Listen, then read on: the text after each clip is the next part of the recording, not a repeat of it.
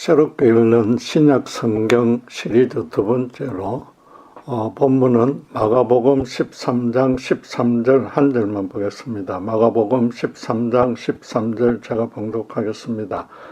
또 너희가 내 이름으로 말미암아 모든 사람에게 미움을 받을 것이나 끝까지 견디는 자는 구원을 받으리라. 성경은 인류 역사가 반복 순환하거나 영원히 지속된다고 말하지 않고 하나님이 주관하는 시작과 끝이 있다고 가르칩니다. 그래서 기독교 신자는 종말의 징조나 방식이나 시기에 관심이 많은데 최근에 자연재해가 재앙과 전쟁이 빈번해져서 자꾸만 멸망의 두려움이 커지니까 더더욱 그러합니다. 먼저 요한계시록에서 그 힌트를 얻으려고 해보지만 상징과 묵시가 너무 많고 반복되는 패턴 때문에 무슨 뜻인지 종잡을 수 없습니다. 복음서의 종말에 관한 예수님의 말씀을 살펴봐도 여전히 체계적인 그림이 잘 그려지지 않습니다. 그럼에도 공통된 한 가지 결론은 마지막이 가까울수록 신자들에게 극심한 핍박이 있을 것이므로 끝까지 참는 자는 구원을 얻는다는 것입니다. 그래서 자연스럽게 로마 시대에 승교한 초대 신자들의 모습에 자신을 대입시키게 됩니다. 나무에 묶여서 산채로 불에 타서 죽거나 콜로세움에서 맹수들과 맨몸으로 싸우다 물려 죽는 그런 끔찍한 모습이 떠오르는 거죠. 아무리 따져봐도 자기에게 그런 핍박을 견뎌낼 만한 믿음과 담력이 없으니까 슬슬 불안해집니다. 나를 위해서 목숨까지 내어주신 예수님을 배반하는 죄책감은 둘째치고 구원에서 떨어지면 어떡하나 그런 염려가 앞섭니다. 결국 그런 엄청난 신체적인 고통만 없다면 어떤 핍박도 견딜 수 있으리라고 여깁니다. 그러나 주님이 끝까지 참으라는 당부가 그렇게 간단한 내용이 아닙니다.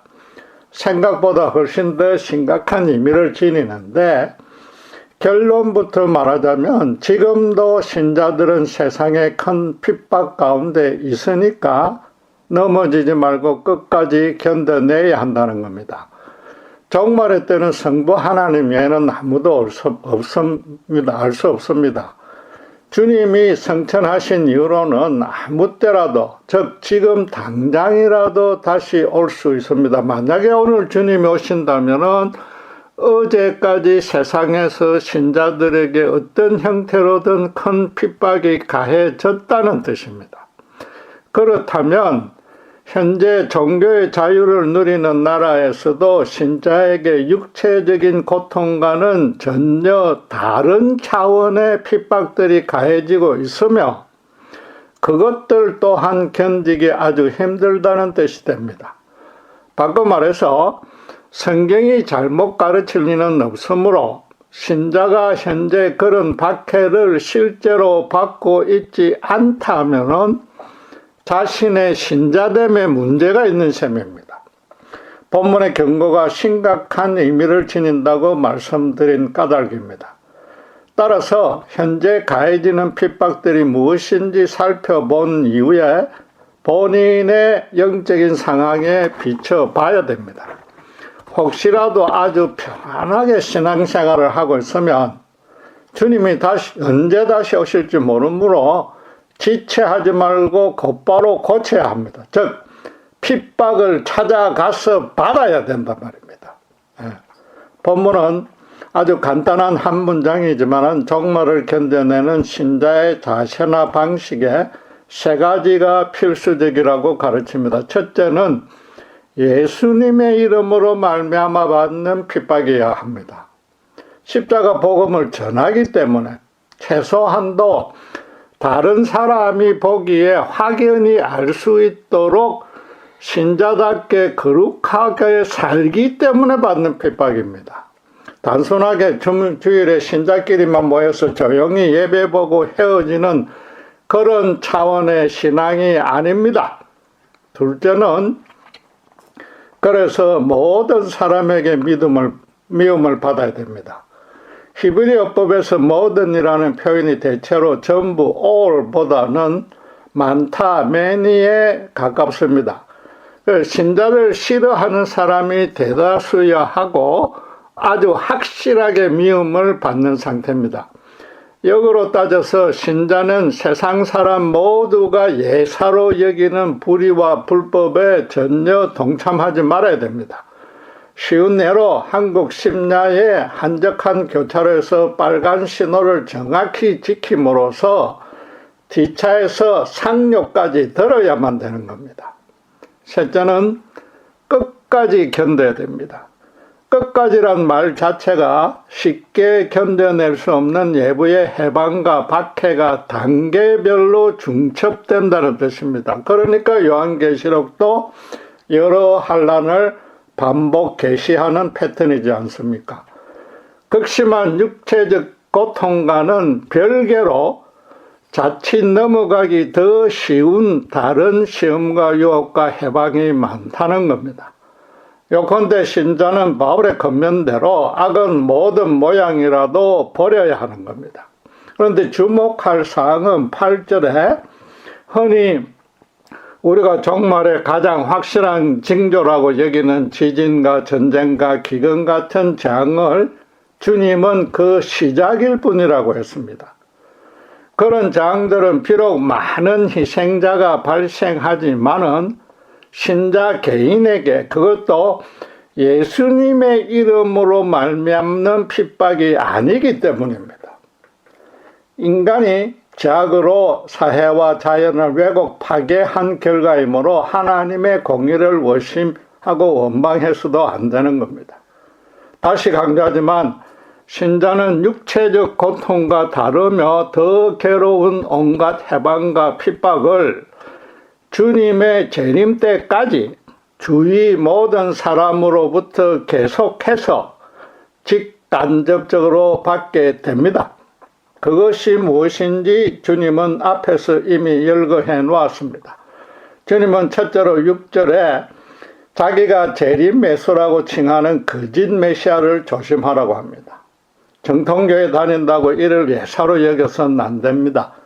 사기꾼은 인간의 모든 약점을 파고들 뿐 아니라 거꾸로 어려운 일을 한다는 인식이 들도록 교묘한 덫을 놓습니다.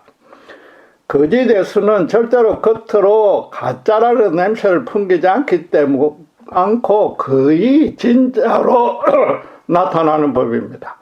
아무리 지식과 지혜와 경험이 많아도 자기도 모르는 사이에 그 올무에 걸리게 되는 겁니다. 한국 이단 교주들이 초기에 많은 기적을 일으켜서 크게 부흥했습니다. 마지막 적그리스가 나타날 때도 데살로니가후서 2장 3절에 신자들마저 미혹시켜서 배교하는 현상이 일어난다고 분명히 예언해 놓았습니다. 세상 사람들은 다 추종해버리고 교회에 성실히 출석하던 교인 중에도 다수가 그 거짓에 넘어가게 되는 겁니다. 사람은 본성적으로 당대의 주도적인 흐름에 속해야만 자기가 가장 안전하다고 여깁니다. 다수가 따르면 일단 진짜 같고 소수는 어리석게 보입니다. 2차 대전 때 독일 교회 대다수가 나치 제국을 열렬히 호응했지 않습니까? 소수를 경멸하며 불쌍하게 보는 절대 다수의 시선을 무시하고 끝까지 자기 소신을 지킬 수 있는 자는 그리 많지 않습니다. 성경의 정통교리를 잘 알면서도 지금도 이단의 미혹에 넘어가는 또 다른 이유가 있습니다. 기존의 교회와 목회자와 성도들의 불의와 불법에 너무 실망했기 때문에 모든 이단이 그 틈새를 놓치지 않고 파고듭니다. 도덕적인 삶을 실행하지 못하면 구원받지 못하거나 취소된다고 평소에 안타깝게 생각하고 있던 그 부분에 대해서 강력하게 경고하는 겁니다. 그리고 모든 종교적인 행사에 경건함과 엄숙함과 신령함으로 치장해서 인위적인 감동과 흥분을 조장시킵니다. 무엇보다도 교인들끼리 서로 돕고 섬기며 단합하는 일에 주력시킵니다. 그래서 결국 이단이 훨씬 더 교회답다고 여겨지게 만드는 겁니다. 가르치는 내용에서도 기존 교회와 특별히 다른 점을 발견하지 못합니다. 이단이라는 우리말의 뜻도 끝부분만 살짝 다르다는 것인데 아주 교묘하게 말장난을 하는 겁니다. 그러니까 탈도 많고 말도 많은 기존 교회에 크게 실망하고 좌절하고 있던 참이라서 속아 넘어가는 겁니다. 실제로 제가 초신자 시절에 한 이단 교인을 전도하려 했는데 첫째 반응이 예부에서 이단이라고 말하고 어떤 점에서 다른지 자기도 이미 알고 있다고 말했습니다. 그러면서 하는 말이 너희가 더 나쁨으로 현재 교회에서 빠져나갈 생각이 전혀 없다고 말을 했길래 제가 충격을 받았습니다. 실제로 지금 현재 많은 정통교회 내에서도 기복주의는 물론이고 온갖 불법과 불의가 판치고 있으니까 저로서는 더 이상 반박하지 못했습니다. 그러니까 지금 재림매수라는 뻔한 거짓말에 아무도 신경 안 쓸 것 같지만은 주님은 종말의 징조 가운데 5, 6절에 제일 먼저 얘기했고 또 21절, 22절에 유일하게 마지막에 한 번 더 언급할 만큼 가장 강조했습니다. 신자가 가장 잘 넘어가는 유혹이라는 뜻이며 육체적 고통이 전혀 따르지 않는데도 주님은 이단에 미혹되는 일을 끝까지 참아야 할 첫째 과제로 꼽은 것입니다. 복음서와 계시록에서 기 있는 자들은 성령이 말하는 바를 들을지어다라고 계속 강조하는 까닭인 겁니다.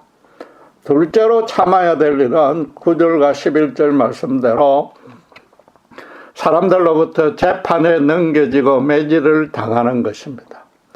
아무 잘못이 없어도 예수 믿는다는 이유만으로 재판받고 형벌이 부과됩니다.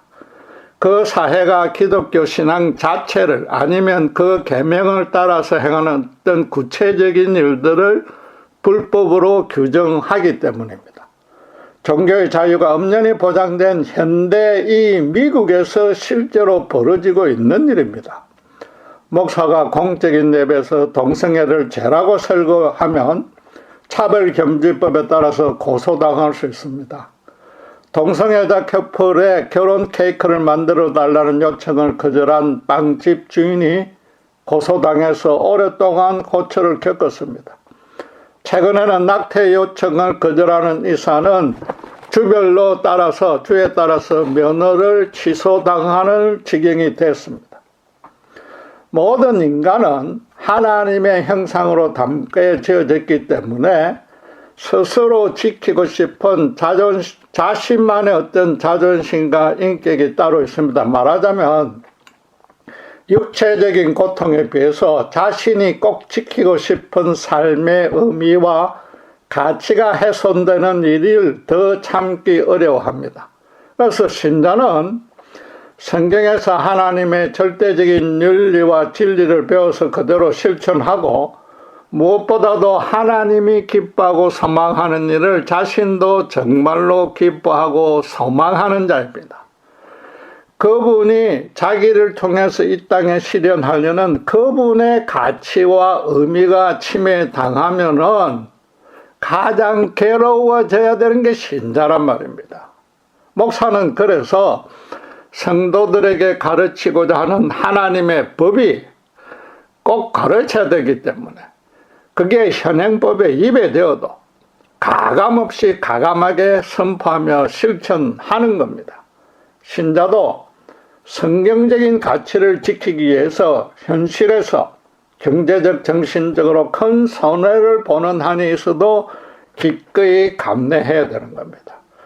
주님은 12절에 그 주변 사람의 고소 가운데 가족도 포함된다고 경고합니다. 가장 가까운 사람에게 배신당하는 만큼 아픈 일도 없습니다. 예수님도 겟세마네 동산에서 땀이 핏방울이 되도록 큰 고통 중에 기도했던 이유가 바로 그것이었습니다. 조금 있으면 사랑하는 제자들로부터 배신당할 것이며 성부 하나님으로부터도 완전히 단절될 일이 너무 가슴 아팠기 때문입니다. 틀림없이 핍박하는 쪽에서는 고소하면 큰 상금을 주거나 지난 잘못을 묻지 않겠다고 할 것입니다. 실제로 네로 핍박 때 교인들이 서로 밀고 했고, 북한에서는 모든 사람을 점조직으로 묶어서 현실적인 보상으로 유혹해 서로 배반하게 만듭니다. 스승의 이 경고를 들었음에도 며칠도 되지 않아서 가룟 유다는 스승을 고발했고, 나머지 제자들은 자기들 목숨이 위험해지자 곧바로 자기 믿음을 부인했습니다. 신자를 포함해서 모든 인간의 체질이 연약한 진토 같으며 자기만 이하고 높이려는 죄의 본성이 여전히 살아있기 때문인 겁니다. 마지막 셋째는 이미 살펴본 대로 13절에 모든 사람에게 미움을 받는 일을 참아야 됩니다. 그리고 곧바로 이어지는 14절에 주님의 가르침에 멸망에 가정한 물건이 거룩한 성전에 서면 예루살렘이 멸망할 때가 되었다고 판단하라고 했습니다. 역사적으로 주후 70년에 로마의 디도 장군이 이끄는 군대가 말을 탄 채로 성전에 들어갔고, 성경이 부정한 동물로 구분하는 독수리의 휘장, 그게 로마의 기표죠. 그걸 내걸은 일로 문자적으로 성취되었습니다. 이를 지금 종말 같은 상황에 대입하면은 최악의 불법이 최상의 정의를 대신하는 것을 의미하는 겁니다. 모든 사람이 비정상이 되었고 신자만 정상으로 살고 있는 겁니다. 그래서 바울은 디모데후서 3장 12절에 무릇 그리스도 예수 안에서 경건하게 살고자 하는 자는 박해를 받으리라고 이미 선포했습니다.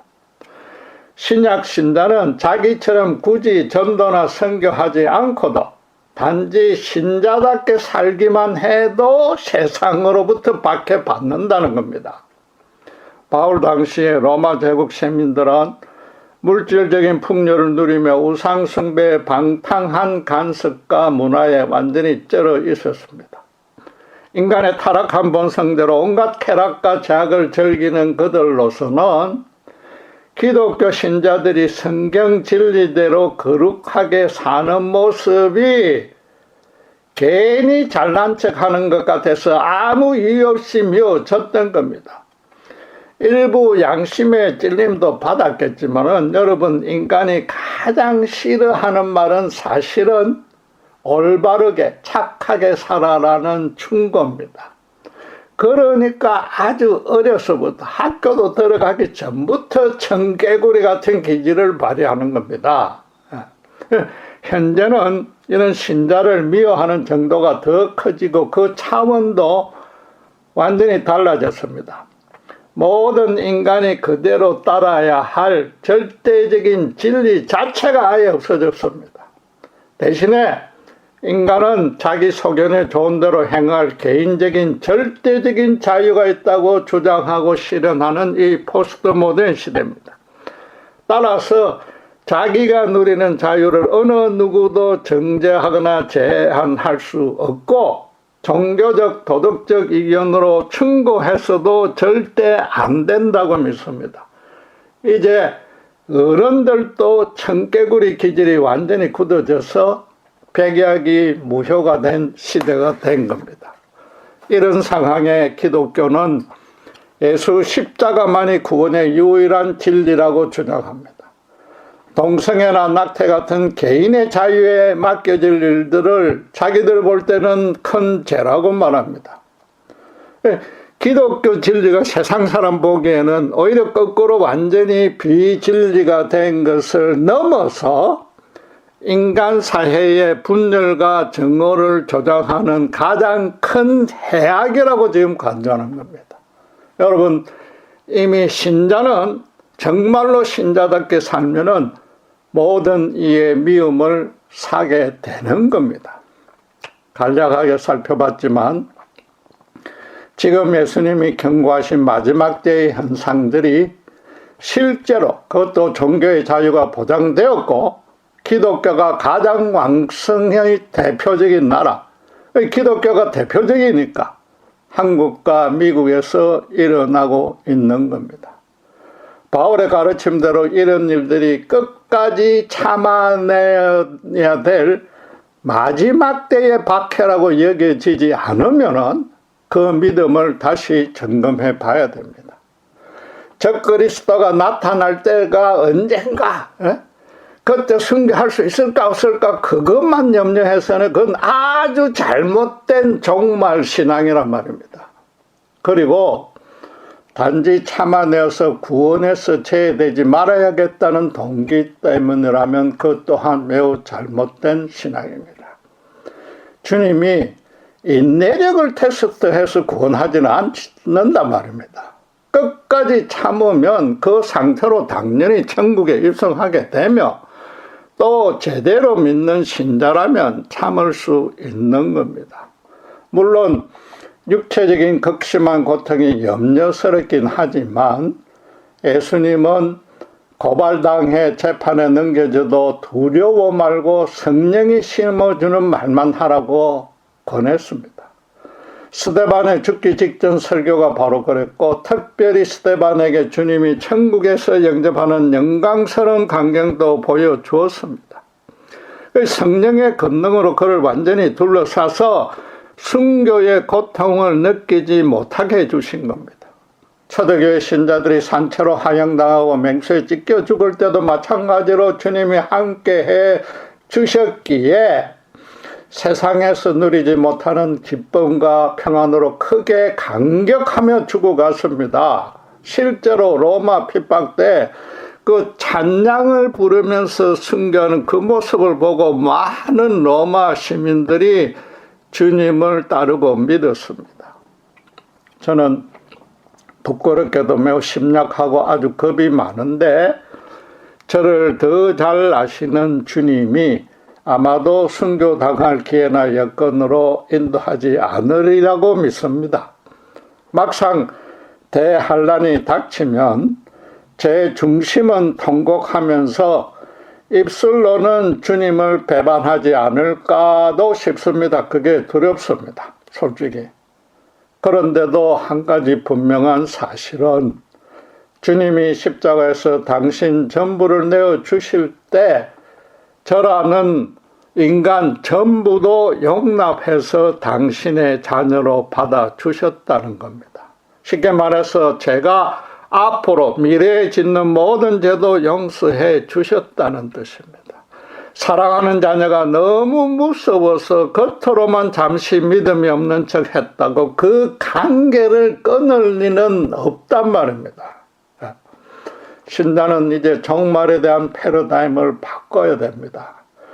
끝까지 참아서 구원해서 빠지지는 말아야지가 아니라 이미 구원받은 자니까 당연히 끝까지 참아야 하고 또 참을 수 있는 이유와 근거가 차고 넘친단 말입니다.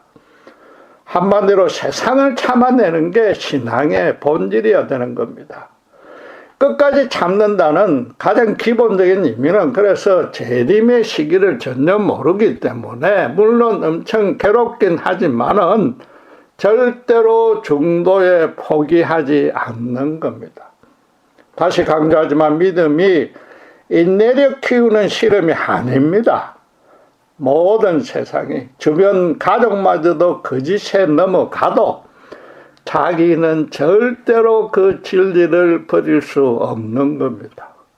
예눈박이 원숭이가 대다수고 자기 혼자만 두눈박이로 남아있어도 일부러 애꾸가 될 수는 절대 없는 법인 겁니다. 가끔 세상 사람들은 자아실현이라는 그럴싸한 핑계를 대고 물질적이고 말초적이고 감정적인 충족을 채우려는 한 가지 목적으로만 살고 있습니다. 그렇게 할 수 있는 가장 유력한 수단인 돈을 벌기에 급급합니다. 누구나 조기 은퇴가 꿈이며 그 후에 세계 곳곳을 여행하며 맛집을 찾아가서 즐기려 합니다. 쾌락을 추구하다 못해서 비현실적인 환상에까지 빠지려고, 더 큰 쾌락을 얻으려고, 또는 그 반대로 자기가 현재 그렇게 하지 못해서 뒤처지고 있는 그 괴로움을 잊으려고 이제는 일상적으로 마약 같은 약물에 의존하고 있습니다. 세속의 재미와 기쁨이 무조건 잘못되었다는 뜻은 전혀 아닙니다. 사람은 근본적으로 서로 사랑으로 섬기도록 창조되었습니다. 인간 사회의 진리와 선과 아름다움의 원천이자 공급자는 하나님 한 분뿐입니다. 그분만 믿고 의지해야만 참된 인간으로서 참된 사랑을 실현할 수 있으므로 그 인생에 참된 가치와 의미가 생기게 된단 말입니다. 필연적으로 하나님을 거역대적한 상태에서는 절대로 자아 충족이 되지 않습니다. 자신의 기원부터 모르기 때문에 사실은 자신의 자아가 뭔지도 도무지 알 수 없습니다. 물질에서 우연히 발전해서 짐승보다 조금 우월하다는 정체성과 또 물질에서 시작되었기 때문에 이 땅이 전부라는 세계관만 가집니다. 그러니까 아무리 현실 재미를 추구해도 항상 갈급하고 허망할 따름입니다. 물질이 물질로 행동하는데 그 안에 무슨 참 기쁨이 있을 겁니까? 인생의 그런 참된 의미를 알지 못하니까 당장 감각적인 만족이라도 느끼려고 지금 발버둥 치는 겁니다. 신자는 그 반대로 하나님의 온전한 사랑의 품 안으로 되돌아와서 그 안에 거하는 자입니다. 아무 의미와 가치 없는 문화와 사조와 풍조와 간섭 등에 붙잡혀 있는 세상 사람들의 영혼을 보면 자연히 불쌍히 여겨지는 겁니다. 그들도 하나님의 형상을 닮게 만들어졌기 때문에 하나님 그분이 소중히 여기는 피조물이라 십자가 보험의 참 생명으로 회복시켜야 될 대상입니다. 신자가 그들 앞에서 진정으로 가치 있고 아름답고 생명력이 넘치는 인생을 살아 보이지 못하면은 세상은 완전히 사탄의 수중에 넘어가 버립니다. 물론 그 전에 예수님이 재림하겠지만은 신자로선 하나님의 뜻에 충성하지 못한 겁니다. 그래서 무엇보다 신자는 예수님이 재림하셔서 이루실 새 하늘과 새 땅을 큰 열정을 갖고 소망해야 됩니다.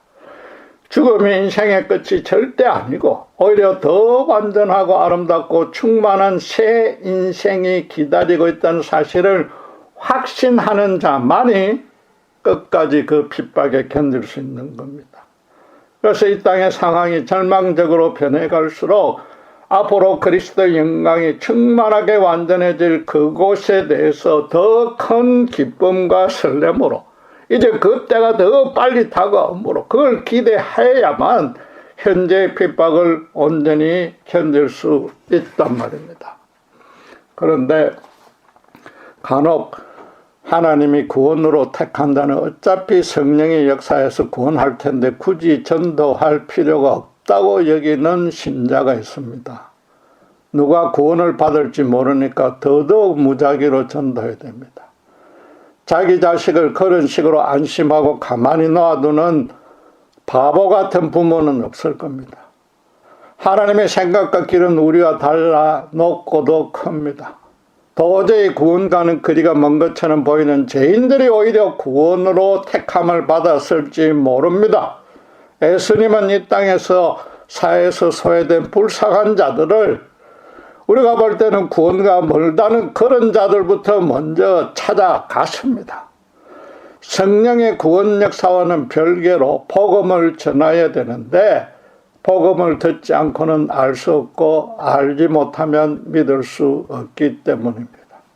더 중요하게는 자신이 성령으로 이전과 완전히 다른 사람이 되어서 날마다 예수님과 교제 동행하는 새로운 삶이 너무나 좋다면 다른 사람에게 자랑하지 않고 가만히 있을 수는 없는 것입니다. 자기 자식은 더더욱 그런 삶으로 어서 빨리 살게 해주고 싶을 겁니다. 아무리 구원이 하나님의 당신의 때와 방식에 따라서 주관해도 십자가가 정말로 가치와 의미 있는 인생을 살아갈 수 있는 유일한 길이라고 체험적으로 확신하면 어떤 세상의 반박과 멸시와 핍박을 무릅쓰고도 전할 것입니다. 그렇지 않다면은 기독교도 여러 종교 중에 하나로서 자기만 이로하는 것으로 그치고 또 자식을 포함해서 주변 사람이야 어찌됐든 자기 혼자 천국 가려는 신봉인 겁니다. 신자가 사탄에 미혹된 영혼이 너무 안타깝고 불쌍히 여겨지면 당연히 그 복음 전하는 일도 아주 기쁘고 보람찰 수 있습니다. 또 그래야만 마지막 환난이 언제 닥치든 상관하지 않고 계속 걸을 수 있고 최소한 그 고난을 참아낼 수 있단 말입니다. 요컨대 예수 안에 사는 것만이 인생의 첫째 목적이고 세상 어떤 것과도 바꿀 수 없어야만 합니다. 선악과를 따먹고 하나님의 품을 떠난 아담과 이브가 그랬듯이 예수 믿고도 잠시라도 주님을 등지거나 잊으면 삶의 안정과 평안과 기쁨이 완전히 사라지고 대신에 수치와 눌림과 불안이 임해야만 신자입니다. 최근 한국의 목회자와 성도들에게 너무 실망해서 교회 출석을 중지한 가나안, 안 나간다를 거꾸로 표현한 그런 성도가 많이 생겼습니다. 집에서 혼자서 조용히 신앙생활하면 보기 싫은 꼴을 안 보니까 평안해지고 또 세상으로부터의 온갖 해방도 없을 것입니다. 성령으로 온전히 거듭나서 예수님을 자신의 구주로 모시고 있다면 구원은 취소되지는 않습니다. 자금의 일부 한국 교회들이 비성경적인 불법과 부패를 자행함으로 너무나 부끄러워서 그럴 수밖에 없는 사정은 이해할 수 있습니다. 그럼에도 순전한 목사님이 이름도 빛도 없이 순전하게 목회하는 교회는 어딘가에 있기 때문에 가나안은 일시적이어야만 합니다.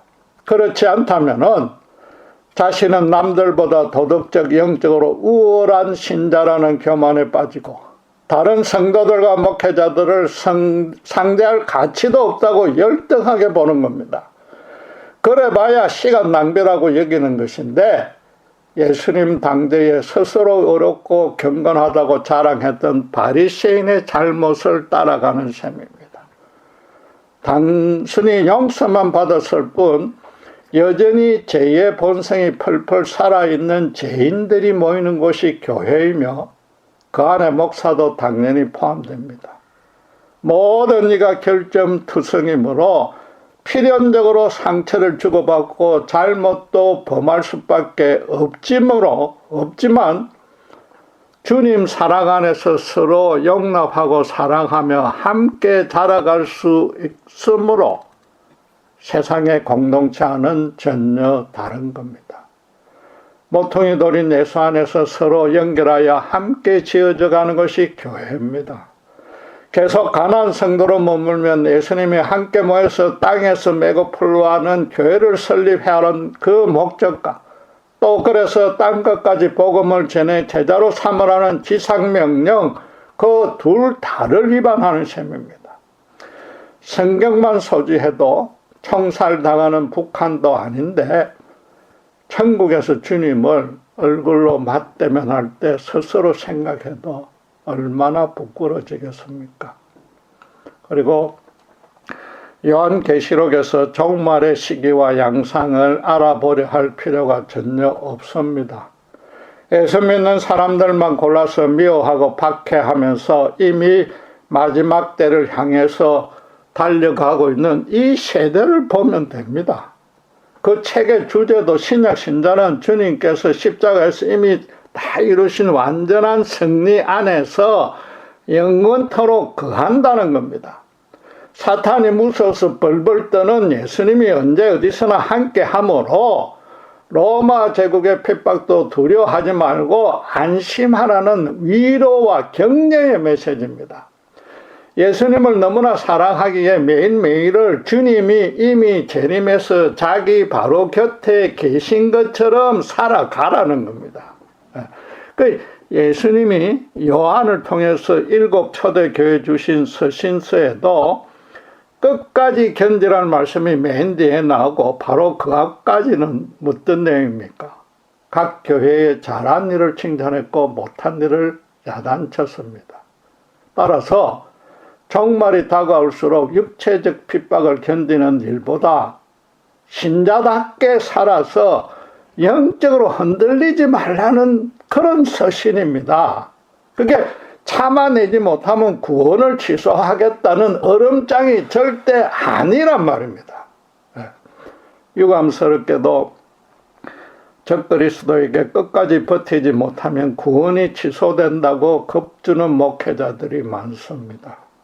그러니까 공사역 내내 거짓 선생을 경계하라고 주님이 가장 강조하신 이유인 겁니다. 주님이 정해주신 신자의 정체성부터 이름도 없이 땅에 떨어져 죽는 하늘의 미랄입니다. 단순히 순교하라는 뜻이 아니라 세상의 이 타락한 흐름에는 그걸 보면은 저절로 혐오감, 거부감, 최소한 실망감이 너무 커서 절대로 함께 휩쓸리지 않는 것이며 실제로 예수님을 참 주인으로 모시고 살면 그렇게 됩니다. 대신에 신자마다 하나님이 세상 사람들과는 비교조차 안 되는 너무나 아름다운 인생을 살도록 거룩한 계획이 다 있습니다. 그 계획대로 보호 인도해 주심으로써 세상의 어떤 핍박도 이겨낼 수 있도록 성령님이 평생 내주해 주시는 겁니다. 자신을 핍박하는 자들을 정오심과 복수심 대신에 주님의 긍휼과 사랑으로 불쌍히 여기라는 뜻입니다. 예수님도 그래서 신자가 누리는 8가지 지복 중에 마지막 최고가 마태복음 5장 11절에 나로 말미암아 너희를 욕하고 박해하고 거짓으로 너희를 거슬려 모든 악한 말을 할 때 그게 최고의 복이라고 말했습니다. 오늘 바로 본문의 정확한 뜻입니다. 그걸 풀어서 설명하자면 정말로 그리스도 안에 있다면 마지막 환난을 못 이겨서 구원해서 제외될지 걱정할 필요는 전혀 없다는 겁니다. 오히려 지금부터 범사에 예수님의 이름으로 거룩하고 아름답게 승리할 수 있다는 뜻입니다. 더 실감나게 말하면 예수님의 이름으로 말미암지 않는데도 그런 현실 고난과 세상에서 뒤처지는 것이 억울하고 힘들다면 그건 믿음이 아니라는 말입니다. 또 기도로 그것만 얻으려고 구하는 것은 하나님이 주시려는 진짜 복을 놓치게 된다는 것입니다. 기도하겠습니다. 예수님을 진정한 주인으로 모시고 거룩하게 살기에 세상의 타락한 흐름이 너무나도 싫어야 함에도 수시로 세상으로 고개 돌린 잘못을 이 시간 고백합니다. 우리의 믿음이 너무나 연약하고 어리석음을 주님 용서해 주시고 세상에서 예수님을 이유로 해서 멸시와 핍박을 받는 일을 오히려 기뻐하고 감사할 수 있도록 성령의 역사로 첫사랑의 믿음으로 회복시켜 주시옵소서. 언제 적그리스도가 나타날지라도 끝까지 견딜 수 있는 충성된 종이 될 수 있도록 저희를 붙드시고 축복해 주시옵소서. 감사합니다. 우리 주 예수 그리스도 이름으로 기도드렸습니다.